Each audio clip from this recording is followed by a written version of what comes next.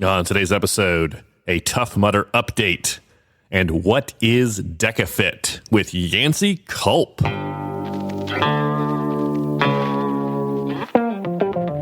Welcome to the OCR Report podcast, brought to you by the OCRReport.com.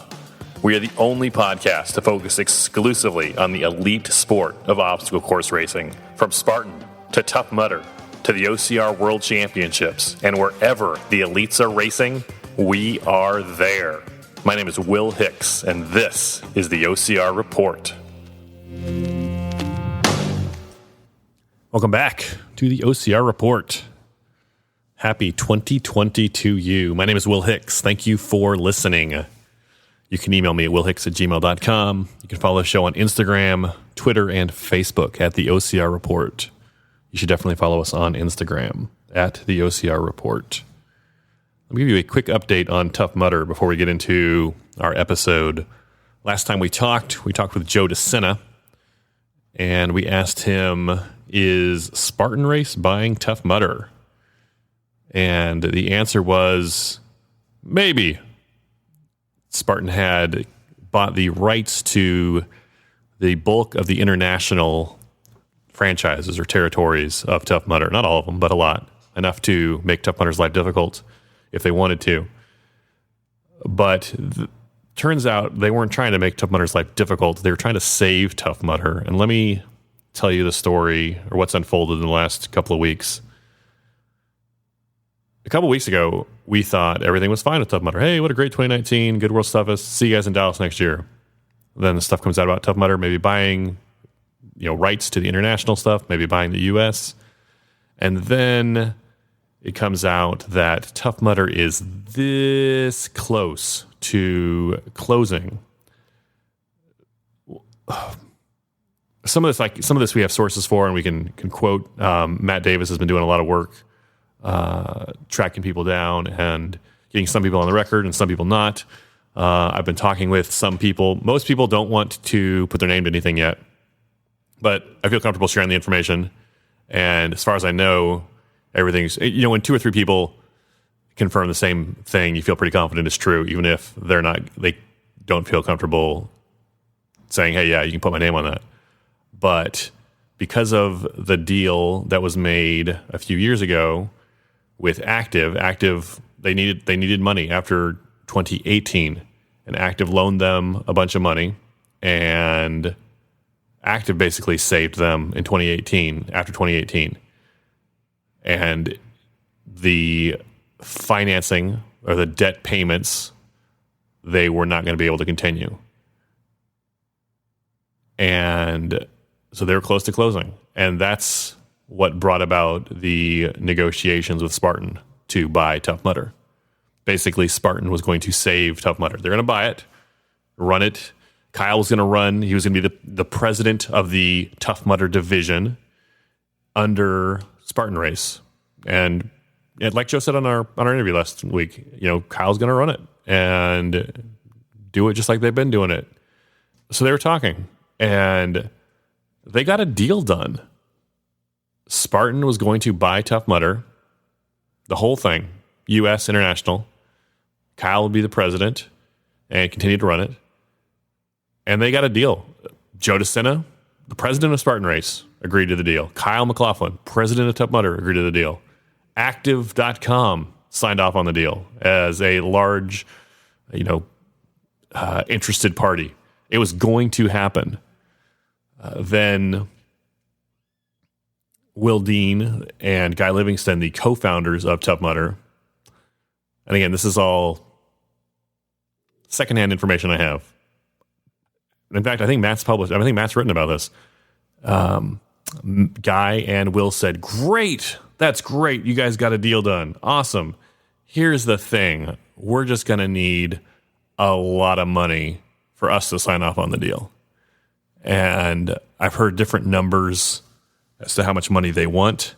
I've heard as much as $20 million each, which is a lot of money to pay two guys to go away that haven't been involved in a long time. I don't know if it's that high. That's the highest number I heard.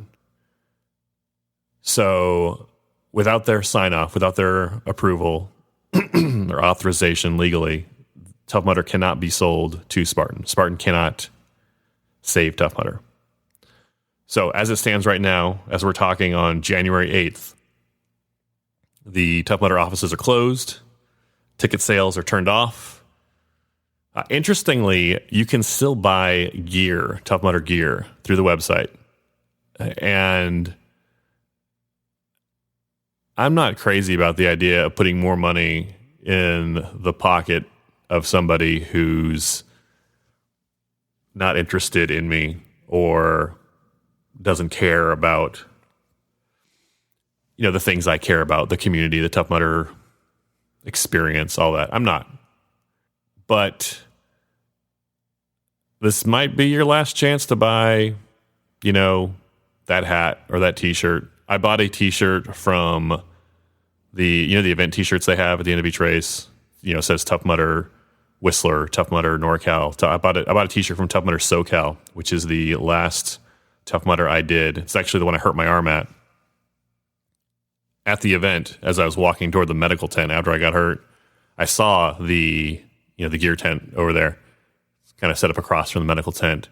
And I thought, well, I'm not buying anything from this one. This is not a good memory. I don't want, But honestly, until I got hurt, that was one of the best Tough Mudder events I've ever been to. It was a Sunday fun day. A bunch of the community was out there. Travis Langness was doing his 50th. A bunch of people I hadn't seen, and some of them in 9 months or even, since World's Toughest Mudder. And, everyone's up front. The World's Toughest group is up front of the start line. Sean's doing his thing. My Sunday Mudders. I love my Sunday Mudders. They finish the course. They get their headband. They drink their beer. They don't need no shower. They go straight to church. And after, as he's saying go or, counting down to get the first wave off, the World's Toughest group, kind of goes past the start line, makes a single file line facing the start wave. And as the start wave runs, toward the course, the World's Toughest community is facing them, giving high fives to everybody and, cheering them on. And a lot of it's their first time and they're just, scared. You remember your first time. And it was great. We were doing the obstacles. We were trying all the level up stuff. That might have been, I don't know if that was the only time I did the cage crawl with the plexiglass, which is kind of scary. Anyway, I'm getting off track. So I bought that shirt from my last event of 2019. Maybe ever. I don't know. But that's where it stands right now. Offices are closed. We're waiting to see if Dean and Livingston let Tough. Basically, it comes down to if Dean and Livingston are willing to let the deal happen, it can happen, and Tough Mudder will be back next year. Or they can say, you know what, I didn't get my money, so it's gonna die. And it's hard to imagine that happening. Now, I'm sure there's more factors that we don't know about. Maybe they have personal debt that they need resolved, attached, associated with Tough Mudder that maybe they don't need 40 million. Maybe they need 5 million to make it. I don't know. It's hard to imagine letting the entire company die instead of taking a smaller amount. It's very discouraging. People are upset. They're kind of, if you look at the World's Toughest community right now on Facebook, it's where the bulk of them or of us hang out. We're kind of going through the 5 stages of grief, and everyone's going through it at different paces, but we're kind of getting to the acceptance part, and it's really sad. It's really sad. People are posting like memes and dark humor, and I get it. And then right now there's a lot of them attacking Will Dean because he is seen as the reason this isn't happening. And I get it. I get you got to cope. But there are a couple of people and I could name names, but I'm not, that are downright giddy about Tough Mudder closing. And you can, every time they post, you can, and they deny it. Oh, no, I'm not happy about this. This is bad for the industry. But you can see it, you can sense it in the writing. And you know what? God forbid something you love is taken away from you, because it's a terrible, terrible feeling. We're talking on Wednesday, just this last couple of days, another thing came out that some contractors are owed $850,000 by Tough Mudder, and they are filing paperwork to force Tough Mudder into involuntary bankruptcy so that they can get paid, for their work over the last year. And it sounds bad. I'm going to talk to some lawyers and see exactly what it means, but $850,000 is not going to sink.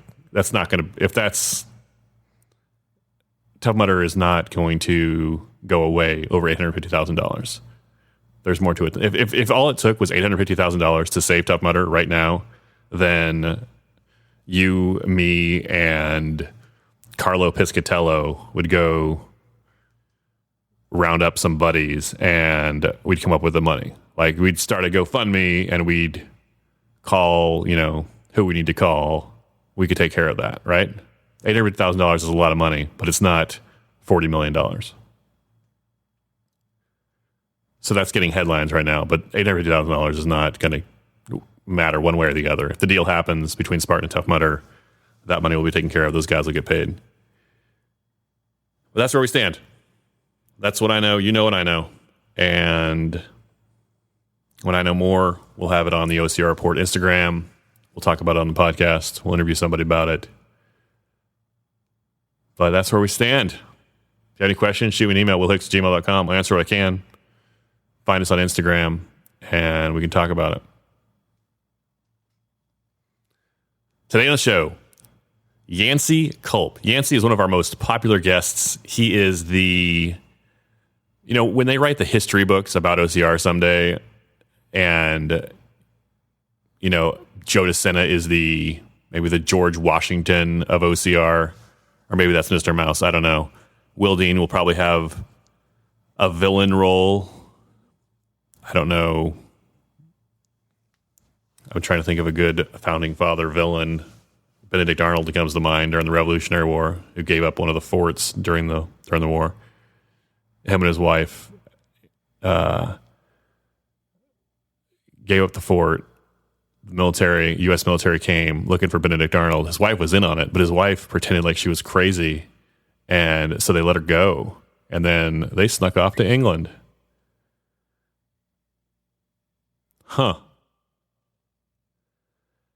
But when they write the story, Yancy will be probably the Benjamin Franklin character, the wise older advisor who is involved in everything, and everyone knows him.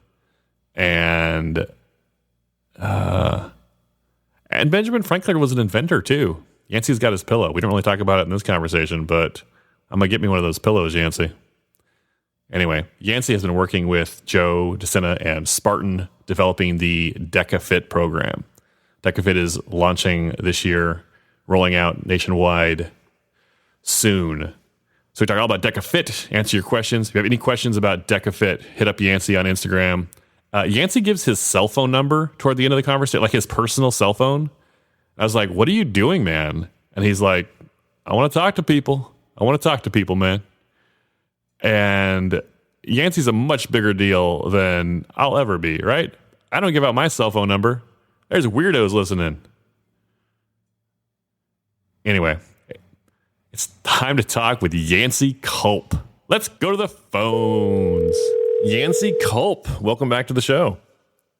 Well, as always, man, greatly appreciate you having me on, and these always turn out to be a lot of fun. I think you're one of the best in the business getting a lot of good information out of all of us crazy people, my friend. You are very kind. I appreciate the kind words. I am always happy to have you on as well. Yancy, Spartan has announced something new rolling out for 2020, and I know you're working closely with it or with them. I want to ask you about DEKAFIT. What is DEKAFIT? DEKAFIT is a new race offering from Spartan, and what are we? One, we know that we have millions of people across the globe that have raced a Spartan race. In many cases, numerous Spartan races, but we know that there are also many people that aren't really into mud, barbed wire, mountains, 8-foot walls, rope climbs, and spear throws, and fire jumps. And what we wanted to accomplish with DEKAFIT was a new race offering that is available to the masses, all levels of fitness, in and around the urban environments across the world, large populated urban cities across the world, starting here in the United States, where, and when I say all levels of fitness, I'm not exaggerating there a second. There was extensive time went into, when I say extensive time, my door closed and beating around, 15 years of training, coaching large boot camps, where I literally had the opportunity to work with thousands and thousands of all levels of fitness, as well as high school athletes, college athletes, professional athletes, basically the bookends, the far ends of the bookends, and everybody in between. Years of working with all levels of fitness. We put our minds together, and we really wanted to come up with movement standards and workout zones and weight resistances and all in these zones, that when I say every level of fitness is going to be able to accomplish this and get what we call a DEKA mark, aka a DEKA score, that was our focus. And if you and I like to look at it this way, if you and I pulled 1,000 people off the street, or we walked into any brick and mortar gym, we pulled 1,000 people out of there and we walk them into the DEKA arena, what percentage of them would be able to complete the DEKAFIT competition? And all my years of fitness, working with all levels, I'm very comfortable in saying that 95+% of those 1,000 people we pulled off, that pool of people would be able to go in with virtually no instruction, walk them into the DEKA arena. 5 minutes later, they start the competition, and they're going to have a DEKA mark before they leave there that day. Go ahead. I want to talk to you about all levels of fitness. But first, when we say the DEKA arena or the DEKA course, what are they? What is it? What if I want to go run a DEKA course tomorrow? What am I going to do? What are the exercises? What does that look like? So 100% of the DEKAFIT competitions will take place in urban environments. Think convention center floor spaces, warehouses, anywhere where you have approximately 90,000 square feet. I know that sounds like a lot, but it's really not when you're used to hanging out and seeing large open floor prints like footprints like convention center spaces. So you walk in, picture the perimeter being a spectator area, 365-degree spectator walking area. Inside of that, a running track, and then inside of that is the DEKA gym where the 10 DEKA zones will live. The race starts with a 500-meter run, which will be 1.5 laps of the DEKA running track. And then after each 500 meters, you enter, when you run your first 500 meters, you'll enter the DEKA gym and you will go to your first DEKA zone. You complete that workout zone, that's basically one round done. You continue repeating that for 10 rounds. The only thing that changes is the DEKA zone changes. You transfer to a new DEKA zone after every 500 meters. Once you finish the 10th DEKA zone, you cross the finish line and you will have completed arguably one of the most well-rounded batch of workouts that anybody's ever seen. And there was a lot of thought that went into, we we're leaning on rudimentary movements that back in the day, think ancient times, back when the Greeks really kind of created the word fitness and training for a purpose. But back in the day when everything we did was to provide food and shelter and, build things for our family, get ourselves out of elements, basic survival, squatting, lifting, pulling, pushing, throwing, all these rudimentary movements where now they're not extremely important for survival. But when you combine them all in a way, and this is very important, Will, when you combine them in a way, when you pull those people into that arena, remember those 1,000 people that we pulled in that are maybe, they just kind of got involved in fitness. They don't really know how to do anything specialized. Well, they don't need to know how to do anything specialized. It doesn't take extensive training to do that basic movement, that squat, that pull, that push, that throw, that lift and carry.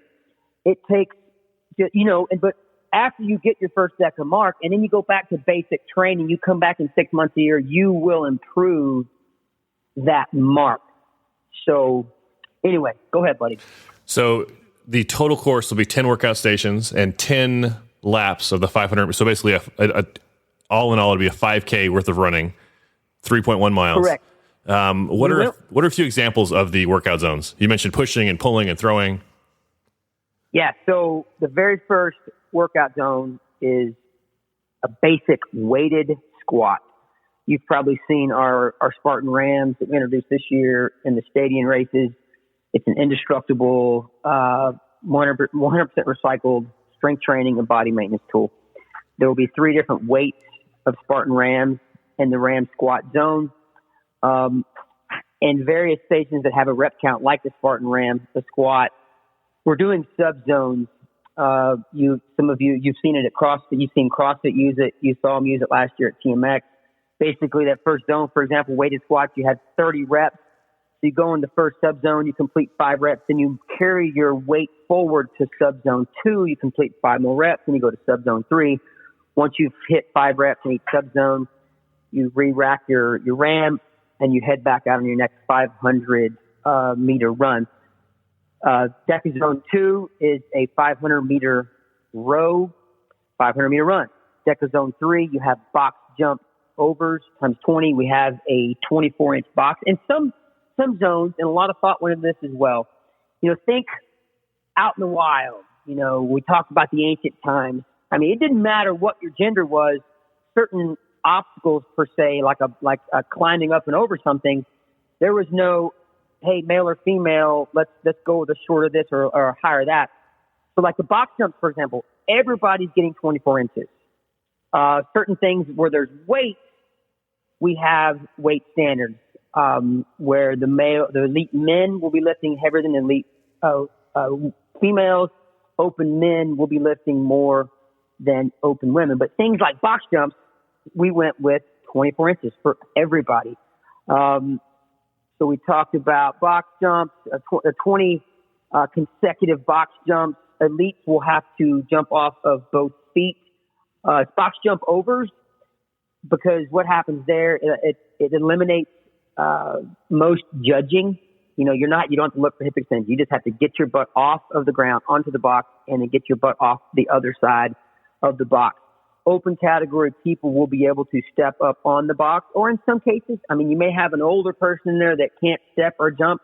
If you're an open category athlete, you can actually crawl up on that box and crawl off to the other side. Hence, we really want this to be for everybody. And when I say that, if the Ryan Kents of the world, the Corinna Coppins of the world want to come in there and go zone 5, red line pace, this will be one of the hardest things I've ever done. It's going to be 35 minutes of hell, but in the same day, in the same arena, using the exact same movement standards, we're working through the same DEKA zones,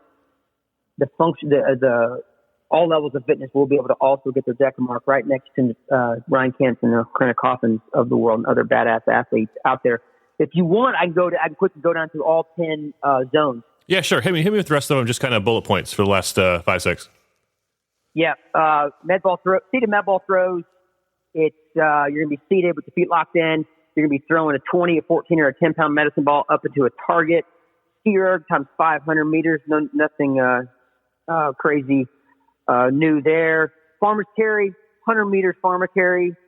Air assault bike, 20 calories. Just like our stadium, we have 15 calories. We're bumping that up to 20. Dead ball wallovers. Again, just an awesome rudimentary movement. You come in, you grab your dead ball, 70 or 50 or 35 pounds, and you've got 4-foot walls. You got to lift that weight, get it up and over that wall, get your butt to the other side, get it back up over that wall. You're going to repeat that for 20 total wallovers. We've got a tank sled push-pull. Really cool machine. The tanks, if you haven't seen them, the Mark IV, it's a variable variable magnetic resistance. You're going to do a 10-meter push to a 10-meter pull, and you're going to repeat that 5 times for a total of 50 meters of push, 50 meters of pull. And then our new favorite this year, it was actually nominated for one of the top new obstacles of the year. I actually call it Functional Fitness Station, but Mud Run Guide called it an obstacle. But the Spartan Ram burpee, again, we're bumping it up 5 reps for DEKAFIT compared to Stadia. It'll be 20 reps, and this will be the 10th zone, and we'll have the 4 sub-zones, 5 Ram burpees in zone 1, then zone 2, 3, and 4. And when you finish your 20th rep in the 10th DEKA zone, you head to the finish line, and you will officially have a DEKA mark at that point, my friend. You mentioned wanting it to be open to all fitness levels, 1,000 people off the street. A lot of these sound kind of like CrossFit-y. If it sounds like if you've been in that kind of box training environment, you're going to have a head start on everybody else. So here's the difference. And I love the fact that I think CrossFit, F45, Orange Theory type athletes are going to love this. But I would say arguably 50+% of all CrossFit movements, in many cases, you see athletes continue to get dramatically better. When they first start, they simply can't do the movement. I did not want a single movement in here where it took significant instruction and practice to do it. If you haven't been in a gym ever in your life, and you haven't ever been involved in any organized sport or exercise program in your life, there's absolutely nothing in here that you will not know how to immediately do when you're shown a very basic visual, and you walk in there and basically see. Of course, there's going to be a rule book that gives you a few basic standards to follow, but just seeing it as just a human being, you're going to know what to do. And so go back to what I said about, okay, I've never done CrossFit. I've never played an organized sport. I've never even done any organized training with any kind of consistency. But even though I live in the city, I have to bend, squat, stoop, lift, carry, transition, climb over, push, pull things, get down on the ground, get back up off the ground. What I just said there literally encompasses everything you'll be doing. Hence the importance of DEKAFIT being for everyone. It's going to apply to you, even if you fall in that crazy category of never participating in anything athletic or organized exercise. You're going to be just fine. It's going to take you a while. You may have to walk half or all of your 500 meters of running. You may have to walk through the DEKA zones. It may take you 3 times as long as the average person to do that rudimentary movement. There's nothing in there. And, I actually looked up the word, because I think it kind of gets overused sometimes. I looked up the definition of rudimentary, and there's not a single exercise that doesn't fall in to that definition. And I think that's extremely important, because you could in the same breath, you could bring in professional athletes, and if their DEKA mark improves, that's going to translate out on course no matter what sport they're playing, because their overall fitness is going to improve. Their strength and power endurance is going to improve.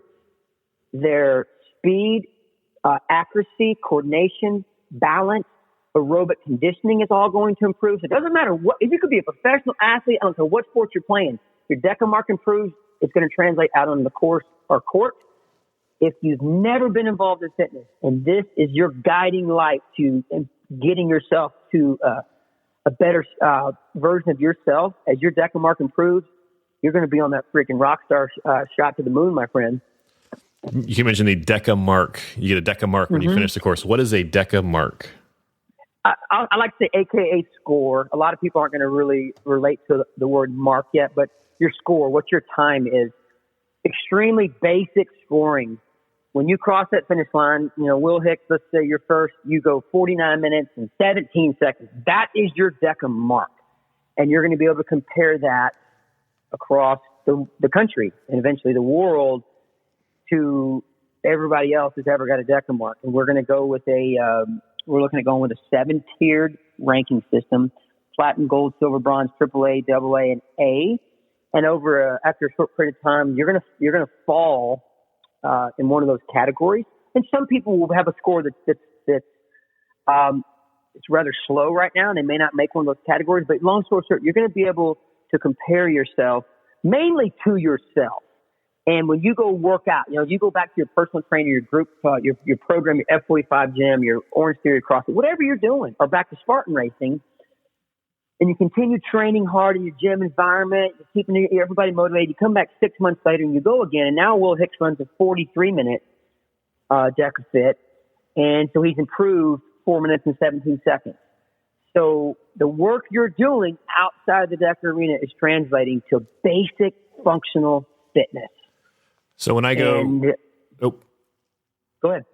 So when I go to my first DEKAFIT in March and I get, whatever time I get, and I do another DEKAFIT in October, that will be the exact same course. And then I do it again in March, 1 year later. Those 3 courses will be the exact same course. So I can say I started here. I know exactly how much better or how much worse I am than I was when I started. Yeah. So picture, if you've ever, I know you've been in convention center space floors there. When you walk into a big floor space, they're normally, in most cases, they're rectangles, or in some cases a square space. So the very first thing you do when you lay out the DEKA arena is you mark off 333 meters, and that's 1 lap. So 1.5 laps will equal exactly 500 meters. So there's always after your run, there's always going to be a common entry point into the DEKA gym. When you finish that DEKA zone, that DEKA gym, you're going to run down a transition space, and you're going to exit that transition space into your next run. So almost down to a science. I mean, you could have rectangles that are a little longer, spaces that aren't quite squares, but real close. You're going to be able to duplicate. Now, the actual workout zones in the 500 meters, you can literally duplicate that down to a science. The only thing that could be slightly different is that transitional running. So when Will Hicks finishes his first DEKAFIT, he's going to have 21 splits. You're going to know what your times were for each DEKA zone, workout zone, and you're going to know exactly what your 10 500 meter splits were. That's 20 splits. Your 21st split will be, what was my total transition time?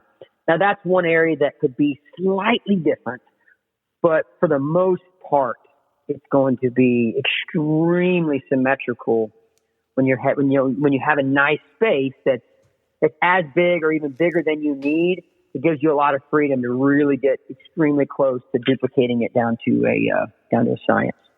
So I'll be able to compare my splits for each of those 10 spots. So I can say, hey, I was really strong relative to my competitors in these 8. These are the 2 areas I need to work on for next time, kind of thing.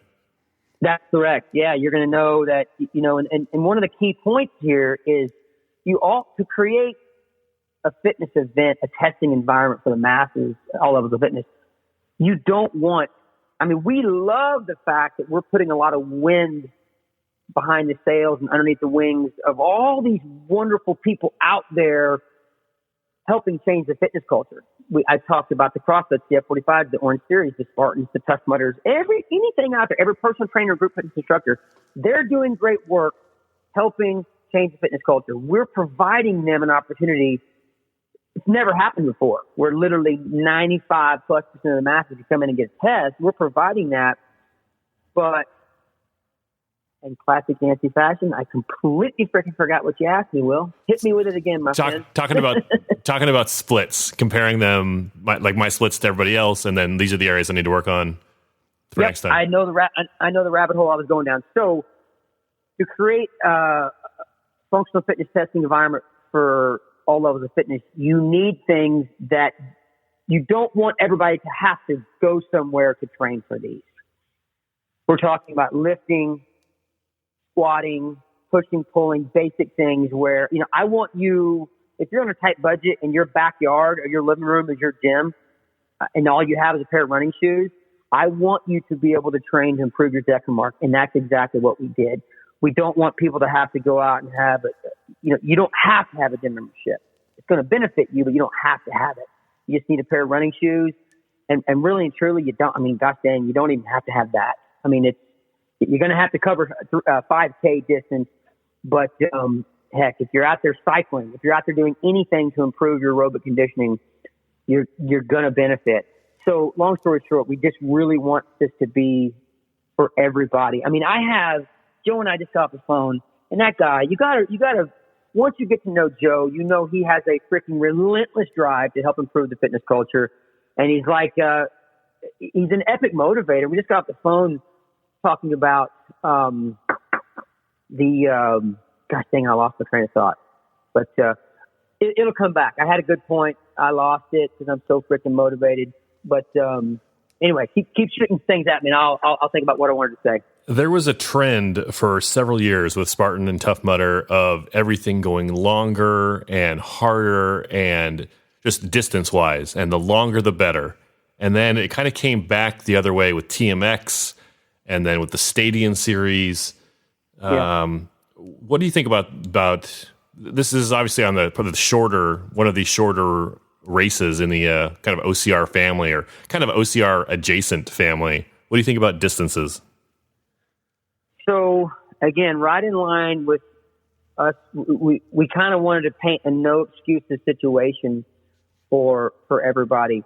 And the 5K is known as, arguably the most common entry-level distance that most people think about. Those 1,000 people that we pulled in, 950 of them at least will have heard of a 5K, if not have done a 5K. So it doesn't create a scary moment for them when they think 5K. And then you say, okay, they're going to break it up for me in 10 pieces. That's even better. So now we have that non-scary, no excuses opportunity for the entry-level people to come get tested. And in the same day, same arena, same movements, these badass athletes elite athletes can come get tested the same day as well. So we really wanted the entry-level feel for, for the people that aren't knee-deep into an exercise program. And I remember what I was thinking about before I got sidetracked. So envision this. If, I think it was La Sierra, John F. Kennedy and the La Sierra, a movement that changed physical education in the country for a while. They just created this fitness boom, and they changed the culture in physical education in the high school level. Can you imagine? And this is one of our goals. I was talking with Joe today. One of our goals is to come into a high school, literally just say a high school of 2,000 people, take the entire student body through the DEKAFIT competition. And then through incentives and education and working alongside the physical education departments, all the coaches and the PE teachers, getting them more functionally fit. And then 6 months later, let's say you test them in September, and the next year in May when graduation is close to rolling around, you test them again. And like you've seen a 17% improvement across the board in this awesome functional fitness environment. Those are the kind of things we envision. We're already working on a program to have an annual test for all 5 branches of the military, where you invite all, think Virginia, where you have lots of bases and all 5 branches all around. You come in and you can bring 500 sailors, airmen, soldiers, Marines, and Coast Guard in per team. You get 500 to 1,000 per branch. But the top 50, the top 25 males, top 25 females, that time accumulated is the overall score for that branch. So you create this awesome competition between the branches. Think about our first responders. Long story short, Will, every single breathing human out there, providing them with the opportunity to test themselves and then go back to work and see, are you moving the fitness needle? And I love CrossFit, but CrossFit is not for everybody. It's definitely not for the masses. And I should backtrack a little bit there. I think low-level CrossFit is inviting to a lot of people, but the difference here is there's not a testing system. We love the fact that we can partner with CrossFit boxes across the globe and provide them actually with an opportunity where they can bring their box members in and have them tested. And like you said, they're going to feel at home there. You know, high reps, basic movements, kind of going down to the basic level stuff, not snatches, not clean and jerks that take years, you know, not muscle ups, ring muscle ups that take, you know, handstand push-ups, handstand walking. It takes years to master. We're really taking it down to that rudimentary level of, and I like to say, and this doesn't paint 100% umbrella, but I like to say, hey, if you can walk and breathe, you can pretty much come in and get your DEKA mark. And it really is about painting that no excuses environment because, as you know, man, you and I love barbed wire and mud and freaking mountains and tough stuff, but freezing water. But a lot of people don't.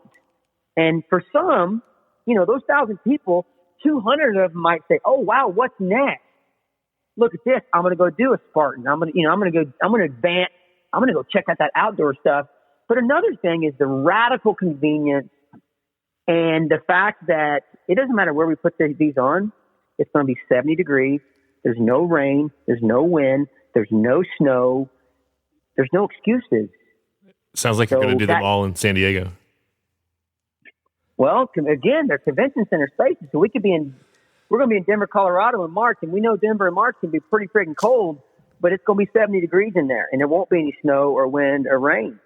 So, talking about the idea of going into schools, I think that's a great idea if you can get buy-in from everybody. I remember when I was a kid, they had a presidential council on physical fitness, and I think Arnold Schwarzenegger was the chairman. And all I remember was we did a mile run, and I had this weird stretch thing where you had to make a V with your legs and see how far down you could stretch, kind of past your ankles. You know, do you remember that? Yep, absolutely, man. I love that. Wasn't it like you got I want to say you could get like a 300 score or something. I know in the Navy, when I was in the military, you could score perfect 300, I believe it was. But yeah, I feel like you get a medal. You get a score.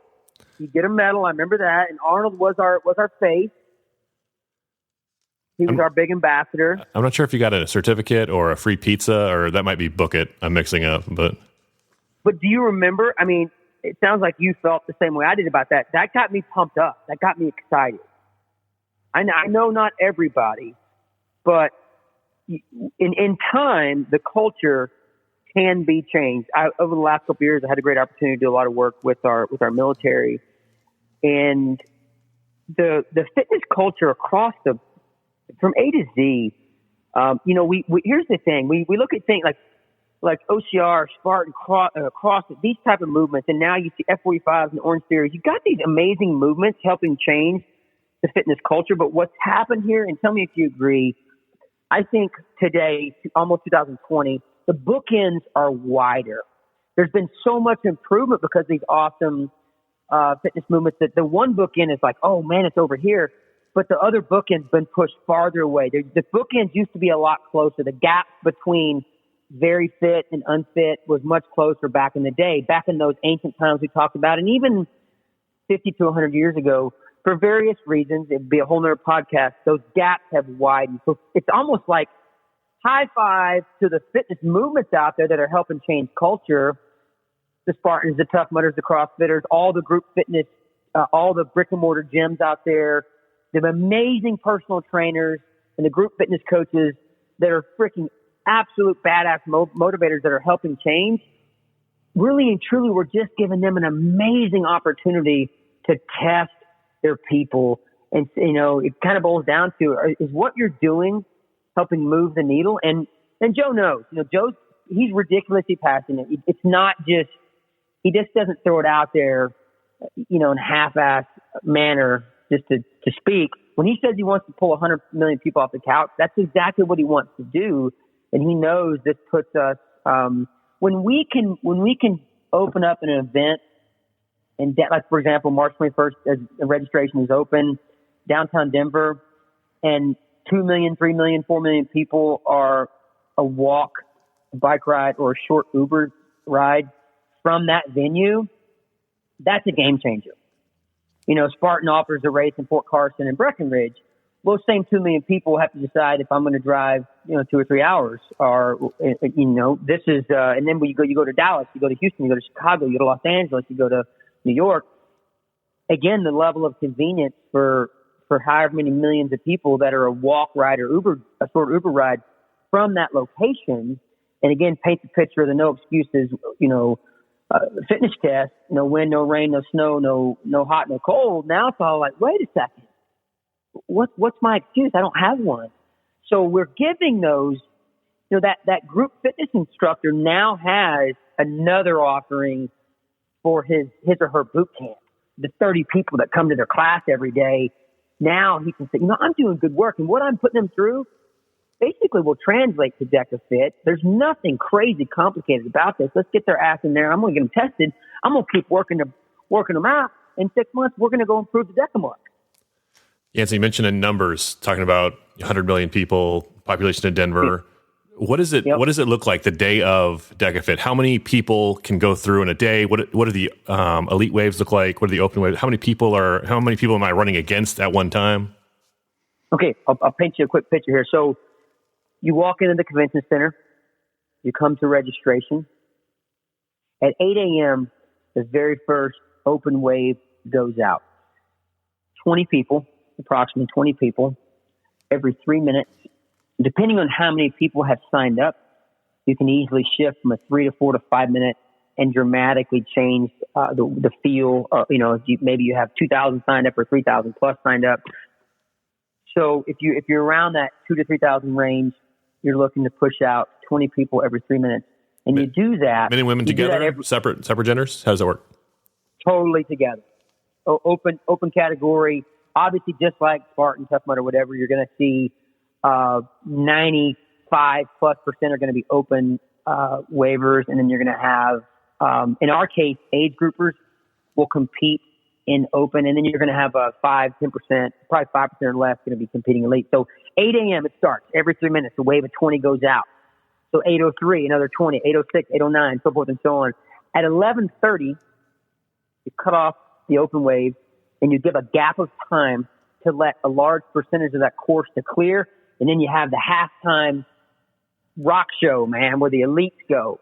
For 1 hour approximately, the elites go, the elite men and women go, and they're out there on the course pretty much all by themselves. The spotlight is on the elites. And then at 1:30, you crank back up the opens every 3 minutes from 1:30 to 4:30, 5 o'clock, depending on how many people you have registered. So,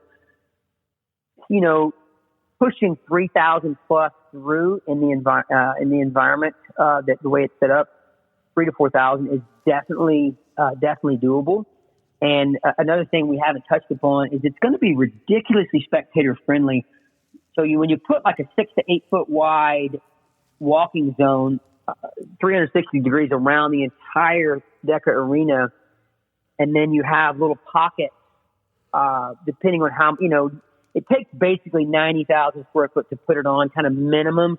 But sometimes you get space that's a little bigger, and you're able to create other little pockets for competitors to hang out. Long story short, if you're in there, your wife, or if your wife's doing it, you're watching her.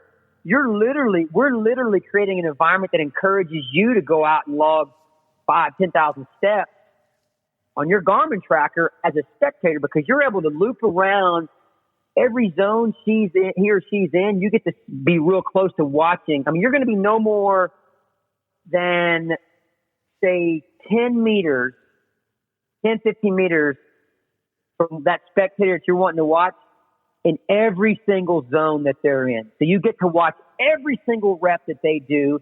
Heck, if you want to, if they're out there slow walking or jogging, you can even do a lap with them from the spectator lane. So yeah, just picture like a 6 to, 8 yard, like a 8 to 10 feet approximate zone where you could have, 3 to 4 abreast out there, so some are leaning on the barrier, some are out there walking around. So really cool spectator, environment, phenomenal for live coverage. I mean, the live coverage is just, it's child's play in that type of environment, which we've always wanted. We've toyed around with it. Like TMX and Tough Mudder and Spartan did it. Spartan did a short course in 14. TMX was awesome for coverage because you got to see the athletes up close and personal. Again, the biggest difference is taking out the elements and creating a concept where virtually all levels of fitness could be there on the same day and all get their DEKA. Our motto is everybody deserves a mark. You all deserve to be tested. You all deserve to have a method of saying, am I moving the fitness needle? Yancy, tell me about the development process. This DEKAFIT sounds similar to something that was kind of popular for about 5 minutes last year. A lot of guys did Hyrox in Miami. What's the difference between this and kind of how did DEKAFIT come to be? First off, we absolutely love what the Hyrox folks are doing. A great group of a great team from Germany.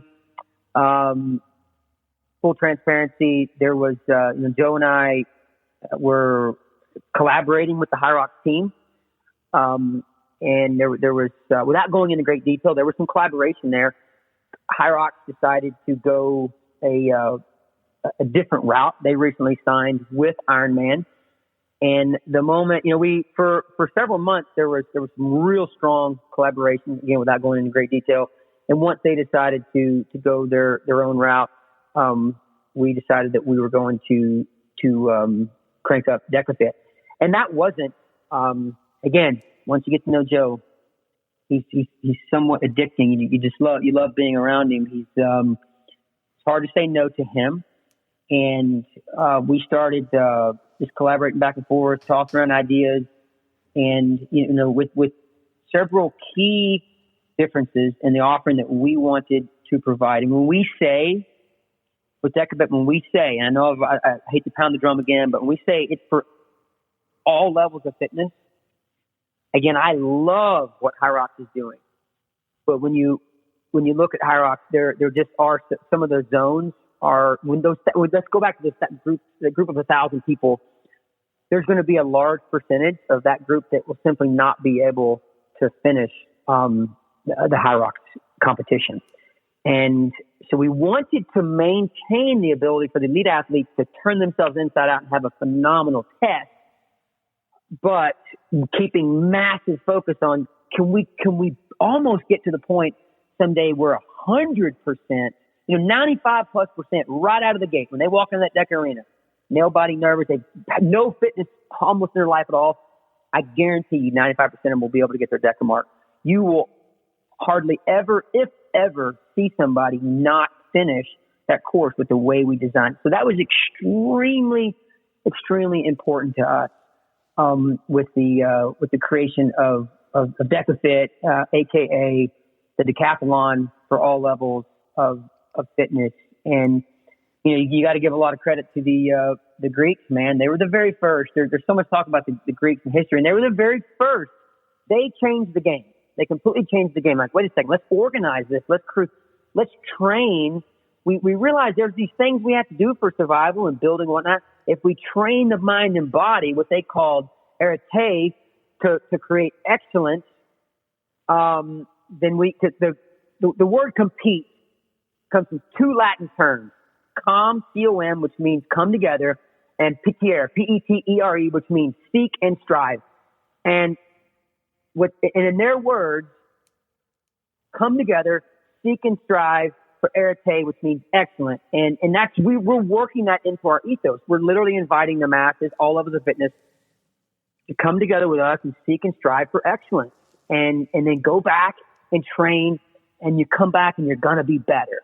And that's going to you taking care of the beautiful body, your beautiful machine, just like back in the day. You're going to be a better version of yourself, and you're going to going to benefit your family, your neighborhood, your community, your city, your state, your country, and the entire planet is going to benefit because you made yourself better. Yancy, we've talked about Denver on March 21st. What are some other venues or dates coming up, and how can people sign up? So DEKA.fit right now, registration is live for March 21st. The website is not complete right now. It's an informational landing page, but registration for Denver is up. I cannot, even though we have about 10 to 12 dates that we're getting close to being able to announce, I don't want to give out any false information right now. The next time you have me on, we'll dive into greater detail. But right now, March 21st is live, and I can promise you that there will be a bunch more DEKAFIT offerings across the country in 2020. We're looking to have one in Canada and later in the year, and one in the UK. Hey, for those elites, is there prize money at stake? There'll definitely be prize money. We haven't officially announced it. I can tell you, I know Joe wouldn't mind me going here and the rest of the team. Big shout out to, I brought on my good friend my basic title is Sport Development Program Manager for DEKAFIT by Spartan. And I brought on one of my business partners, Jared Cogswell. He's a freaking rock star in the fitness world. And Erica Walker is on the team. And we're leaning heavily on, I shouldn't say heavily. Luckily, we're able to lean on all the departments at HQ, Spartan HQ in Boston. But as the program manager, I know Joe wouldn't mind me mention this. We're gonna live somewhere in the 1,500 to 2,000 for elite winners, and then graduate down from there. So it's gonna be nice prize money. It's not gonna be like crazy insane out the door. We're obviously want to be sensible with the budget in year one as we have a warehouse in Denver. Really cool information here. I should have brought this up already, but we're going to have a warehouse in Denver here in a couple of weeks where that's where all the equipment will be shipped in, and we're going to build out the DEKAFIT gym, the DEKA arena, and it will be open. It won't be in the convention center where the race is going to happen in Denver, but it will be open. We'll have lots of open gym days, CrossFit boxes, F45s, Orange Series, brick and mortar gyms. Individual athletes, personal trainers, group fitness instructors can bring their athletes in. We'll have exhibition days where we push a couple hundred people through from elite to just getting off the couch, everybody in between. And you know how it goes. You got to work through the kinks. There's going to be we got to beat it to death and rebuild it and, find everywhere where things can go wrong and make sure it's as perfect as possible for Denver. So that's going to be a fun. I'll be spending a lot of time in Denver, for lack of better terms, my friend. So all my Denver folks, it's a good area. There's a lot of elite athletes up there in the OCR world, and the fitness world, and all areas of running, triathlon, OCR, and whatnot. So have a great opportunity for people to come in and get a great workout, and we'll have it set up in a way where people can start officially getting their first DEKA marks at the warehouse, and then we'll be prepped for December 21st, the very first DEKAFIT rollout. You said December 21st. You mean March 21st? March 21st. My bad. Sorry about that, dude. Yancy, you mentioned tell me the website one more time if people want more information. Deka.fit is the website right now. It's just an informational landing page, but again, registration is open down there at the bottom of the page. Yancy, how can people follow you on social media? Well, now we're going to add at Deka.fit on Instagram, at Yancy Culp. That's YANCYCULP as in Papa, and at Yancy Camp Official. Make sure you check out, we have Brian Nunez, 2019 Ideal World Fitness Coach / trainer / all things badass fitness guy. Brian Nunez is on our team. Let's see, Real Joe DeSena, of course. And those are places to go to see a lot of things about DEKAFIT. So again, at Yancy Culp, at Yancy Camp Official. And dude, this is people think I'm crazy, but I've been doing this for over 5 years now with yancycamp.com, and 512-423-3486. That is my cell phone. I take calls probably 2 hours a day. Yancy Culp at Yancy Camp is my email. I'll have Spartan email here pretty soon. You know me well. I've got a million irons in the fire. I wouldn't have it any other way. And this is just this is just a real big new iron, man. This iron's going to pack a punch. This DEKAFIT iron, the new iron here, it's going to be a game changer, man. We are 100 years from now, when I'm dead and gone, we want people to look back at this and say that what played an integral part at helping change the fitness culture worldwide. Yeah, so you just gave out your personal cell phone number on the podcast. I don't do care, that. Dude. I don't do that. I've learned that, that could go bad someday. I don't care. I love the fact that people call me. And here's the deal. And you know this about me, Will. I was in the corporate world for 16 years where I was just stuck in that world. And I kind of call it stuck. And I loved it because I learned a lot. But I'm in the world now where I'm on my own time for the most part. But if you ever take away my ability to communicate with the masses, that's why I love social media.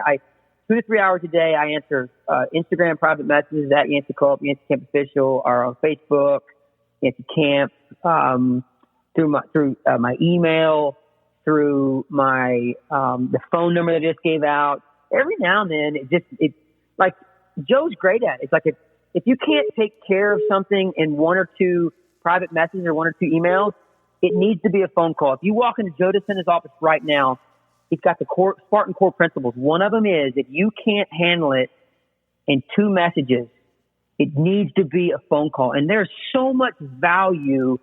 And a podcast is kind of like a phone call. You and I are having a great back and forth here. We get to have a back and forth with people that listen to this. There's something about hearing the voice. My second favorite is voice text. People laugh at me all the time because I love sending voice text, but I love hearing the voices, man. And I love somebody being able to ask me a question. I answer it. I ask them a question and have that old school back and forth. Really and truly, all social media used to be you and I and our families and other people sitting around a dinner table or, with 20 people maybe. And that was our social media. We kicked things back and forth and we liked what people said. Well, now that's just millions of people. So it's just grown. But every now and then we can take it back to that back and forth, and hey, in rare case scenarios, it goes past the phone call and we even get a chance to meet face to face and have some really good chemistry building. So yeah, man, I don't know what, I went down a rabbit hole there, but that's very important. I give that number out and I tell people, please don't freaking, okay, I can't take 1 million phone calls a day, but there's somebody out there when you air this, there's somebody that will listen, one person that might need me for something. It could be something crazy dramatic or something basic. And I want them to be able to take my number and save it in their phone and say, you know what? I can call that guy if I have a question. Because then the moment I spend 15 minutes investing in that person. Now I have somebody else in my network. That person is in my network now. And we are the best version of ourselves every time our network grows. I mean, you might only have 5 or 10 people in your network, but man, you keep growing that network. That turns into hundreds, if not thousands of people. And you always have that back and forth, man. And that's crazy powerful. So that's why I give out my phone number. Everybody thinks I'm crazy, but I can verify that I am crazy. So there you go. Push it out loud and proud, my friend. All right, man. Yancy, any last thoughts before we wrap up?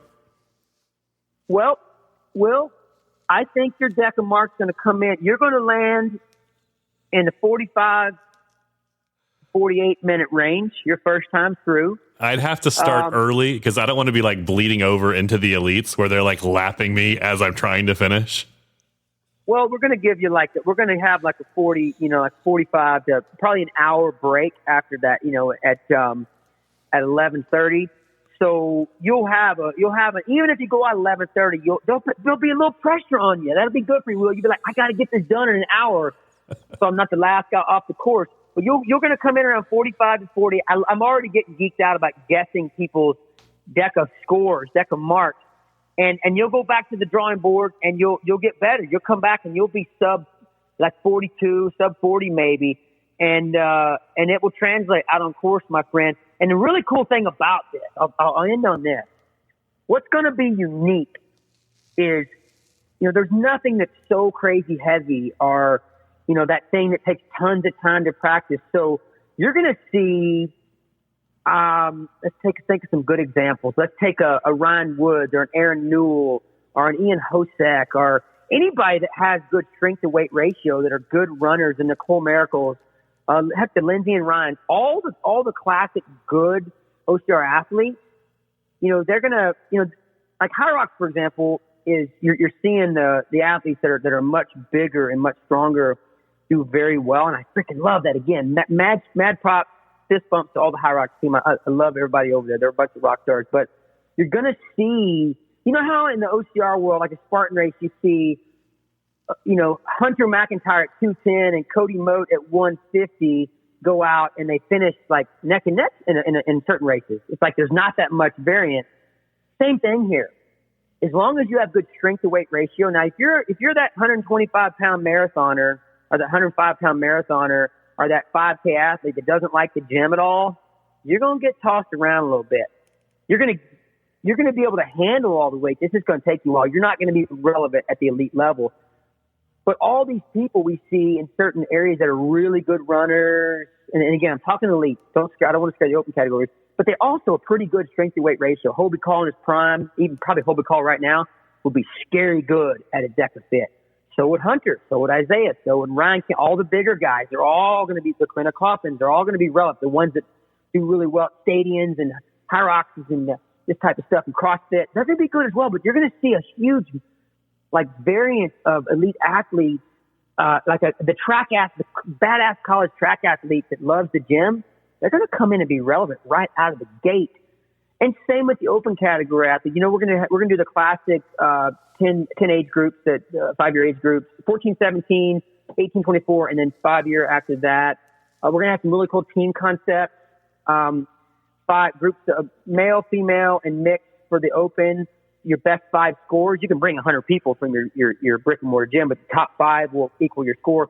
On the elite side, it'll be the top 2 men, top 2 women, and then the male and female elite team. So some basic team opportunities there. But yeah, man, if you can't tell already, I'm geeked up about this. Going to be Yancey's going to be working 25 hours a day for the next couple months, and if that's possible, I'm going to find a way to make it happen. But I'm geeked up about this offering, Will. I'm excited to get you in there and get your DEKA mark, my friend. Yancy Culp, thanks much. Rock and roll, buddy. As always, thanks for having me on, my friend. Everybody, you guys, listen. You got to light up the planet in 2020. That was my motto in 2020. Everybody listen to this. You got my phone number. You got my directive.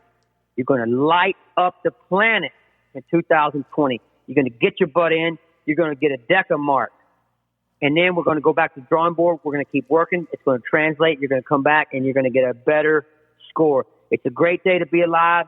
2020 is going to be the year that you decide to take your fitness in your own hands. You're going to be the best version of yourself. You're going to take care of the beautiful machine so everybody around you can benefit.